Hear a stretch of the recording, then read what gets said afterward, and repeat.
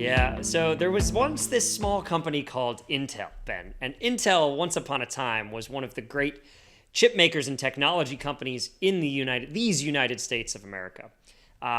This week, President Trump called for the ouster of Intel's CEO. This follows Senator Tom Cotton sending a letter requesting an investigation into that CEO. Why? Because the Chinese American CEO has made over $200 million of investments into Chinese advanced manufacturing and chip firms. Now, he claims there's no conflict of interest. The administration is saying he is highly conflicted. This is problematic, Ben, and there's layers to this thing. It's not black and white. Break this down for us. What do you see in this story? Yeah, I think this is distinctly different than the last China scandal we discussed with Microsoft having those personnel over, in China. This is complicated. Like you said, it's a gray area. We want really, really smart people, wherever they're from, working at our best companies, right? And America's strength is that we do. But we also have to have rule of law. We have to be careful about leaking national secrets to other countries, especially important things like chips.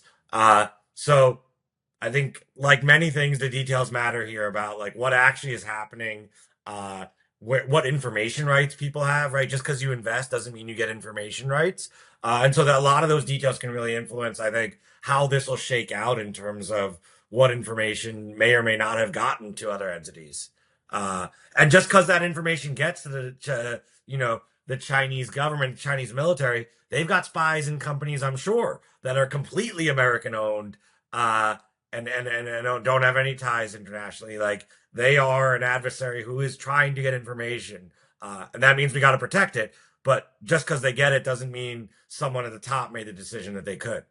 Yeah, so Reuters reporting on this is interesting, right? There's allegations that he actually was the CEO of a company that sold software to a Chinese military university that was simulating nuclear explosions. Now, it's not clear if he sold the software that simulates those explosions or if the university was just working on that as well as other projects. Here's the thing. I haven't yet seen, Ben, any allegations that anything that this CEO did was actually against American law. I think we just have a case of optics, and the optics here are not good, right? We have a Chinese American citizen who is this is the cash flowing the other way. This isn't about getting information rights in American companies to bring it back to China. This is about a Chinese American investing to support the development, theoretically, of semiconductors and advanced manufacturing back in China.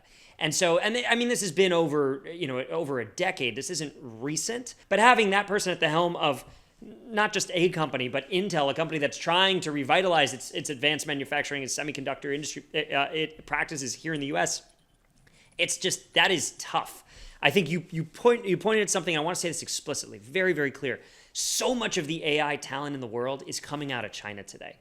We cannot, as the United States, afford to say, hey, we're not going to have Chinese Americans working in AI companies. I mean, it's really outlandish, right? We actually want the brain drain to flow in this direction. So especially American citizens, we need to be able to have those folks work in our companies, work for the betterment of this country, and many of them are loyal, patriotic Americans. I don't want to, let's not get this twisted. This particular entanglement and set of entanglements is just one of these very hard, thorny issues. I don't know that the Intel CEO is going to be able to survive this just because the optics are what they are right now. It does not look good.